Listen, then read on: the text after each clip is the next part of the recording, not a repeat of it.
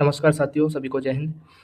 आज हम सबसे पहले करंट अफेयर्स के क्वेश्चन देखेंगे, फिर उसके बाद स्टैटिक जीके के प्रश्न देखेंगे और ये प्रश्न आपके एग्जाम के लिए बहुत महत्वपूर्ण होने वाले हैं। पहला प्रश्न है आपका करंट अफेयर्स का, ओटीटी अवार्ड 2025 में वेस्ट सीरीज का अवार्ड किसने जीता है? तो सही जवाब होगा ब्लैक वारंट वेब सीरीज ने ये अवार्ड जीता है। अगला प्रश्न है हाल ही में विजय दिवस कब मनाया गया? तो 16 दिसंबर को विजय दिवस मनाया जाता है प्रत्येक वर्ष। 1971 में जो भारत पाकिस्तान का युद्ध हुआ उसकी विजय के रूप में विजय दिवस मनाया जाता है और इसके बाद बांग्लादेश नया देश अस्तित्व में आया था। हाल ही में कौन अपने राष्ट्रीय व्यंजनों के लिए यूनेस्को की मान्यता पाने वाला पहला देश बना है? तो इटली जो है अपने खान पान के व्यंजन जो हैं उनके लिए यूनेस्को में इसने जगह बनाई है। अगला प्रश्न है आपका, हाल ही में कोल इंडिया लिमिटेड जो कि दुनिया की सबसे बड़ी कोयला कंपनी है उसके एमडी कौन बने हैं?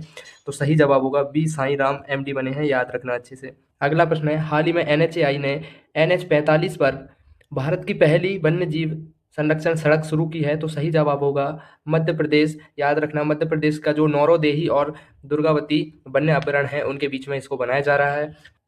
अगला प्रश्न है हाल ही में आईपीएल इतिहास के सबसे महंगे विदेशी खिलाड़ी कौन बने हैं? तो सही जवाब होगा कैमरून ग्रीन बने हैं। इन्हें 25.20 करोड़ में जो है खरीदा गया है, याद रखना ये सब। अब हम स्टैटिक जीके के महत्वपूर्ण प्रश्न देखने वाले हैं। उससे पहले आप लोगों से अनुरोध है कि अगर आपको मेरी मेहनत पसंद आ रही है तो आप प्लीज़ सब्सक्राइब करें, लाइक करें और अपना सपोर्ट बनाए रखें।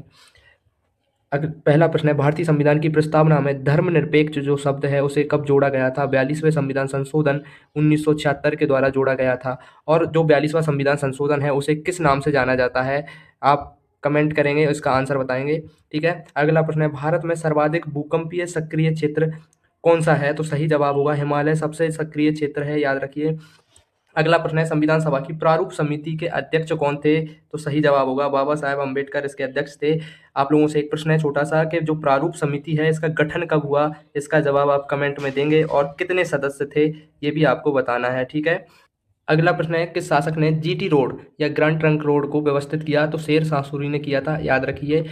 अगला प्रश्न है किस मिट्टी में नाइट्रोजन की सबसे अधिक कमी पाई जाती है? तो सबसे अधिक जो कमी होती है इनमें से लैटेराइट मृदा में पाई जाती है नाइट्रोजन की कमी।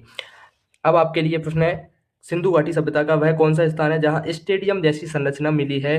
तो इसका सही जवाब आप कमेंट बॉक्स में देंगे, ठीक है। उम्मीद करता हूं कि आप लोगों को क्लास पसंद आ रही होगी। अगर हाँ तो आप लाइक करें, शेयर करें, सब्सक्राइब करें। जय हिंद।